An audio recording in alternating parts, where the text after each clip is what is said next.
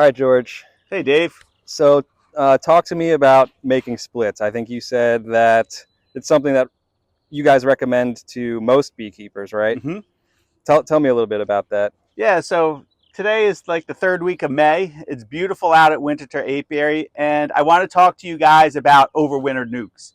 How to make an overwintered nuke and why to make an overwintered nuke. And it seems like, hey, George, it's May. We're still in the honey flow. What you doing? But now's the time to start getting prepped for doing it. Now, an overwintered nuke is basically either a single 5-frame nuke or a double 5-frame nuke that you're going to make up in May or June, and you're going to have it so it survives the winter. So next year, if any of your hives die, you have it as a resource. You can give it to a friend. You can sell it. It's just a good process. It's just a good practice to learn how to do it. We've done a lot of videos showing all the kind of cool functions and what you could do using a keeper's hive, but this one is one of the ones that I'm really excited about because it's so important to make overwintered nukes. The keeper's hive makes it really easy. So come along, Dave.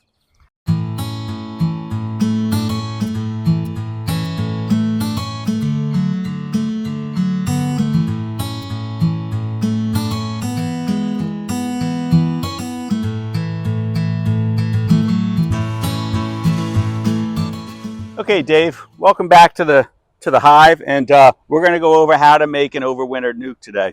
And the one piece of equipment that you're going to need outside of your keeper's hive is a double screen board. So a double screen board, Dave, is basically a board that has an opening here, and it basically has two pieces of screen on either side, and that screen is separated by 3/4 of an inch. So the idea is that the heat from below can go above, but the queen pheromone from below can't get above. So basically, it's this double screen board is going to split the keeper's hive into two. I see.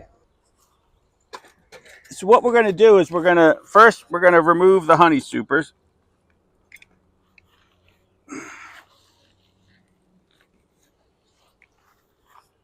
And here's the exchange box. So this exchange box basically will have the frames from the demery. So if we pull one of these frames out from the exchange box, we'll see brood on it. So you can see some cap brood in the center there, a little bit of cap brood in the center there.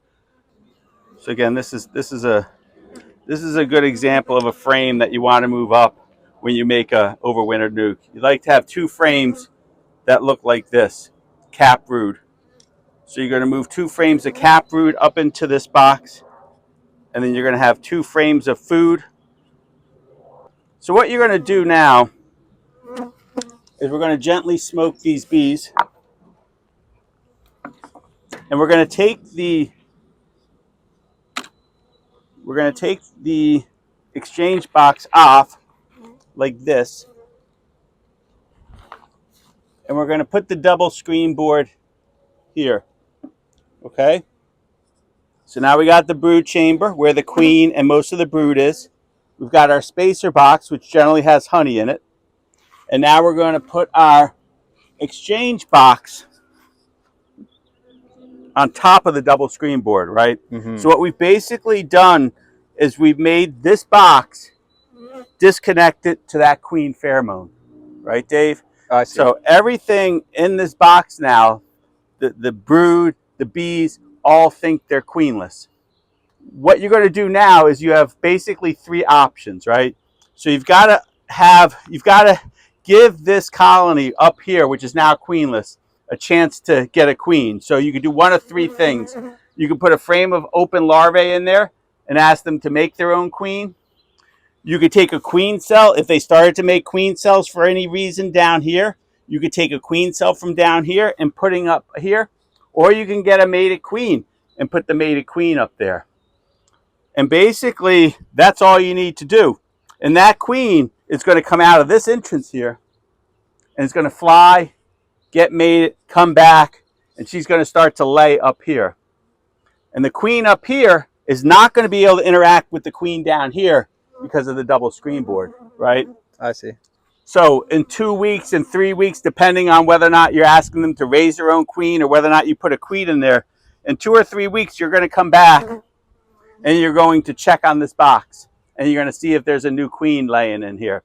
If there's a new queen laying in here, you're basically going to take this box off the double screen board and make a new colony, and remove the double screen board, and you've basically made a new colony. If for some reason that queen didn't take or it didn't work, all you do is remove the double screen board and you're back to one hive. Now, what makes me really excited, you could do this with any colony. Using a double screen board, there's lots of people that have done it, but what's really cool about the Keeper's Hive is that above the double screen board are nuke boxes. So you're basically making an overwintered nuke in a nuke box right on the Keeper's Hive. It doesn't get any easier than that, Dave. And if it fails, no damage done. No damage done. If in 3 weeks it doesn't work, you basically just let all the bees recombine by removing the double screen board. You don't have to go somewhere else and move that colony back to a different colony. You just basically remove the double screen board. Very cool.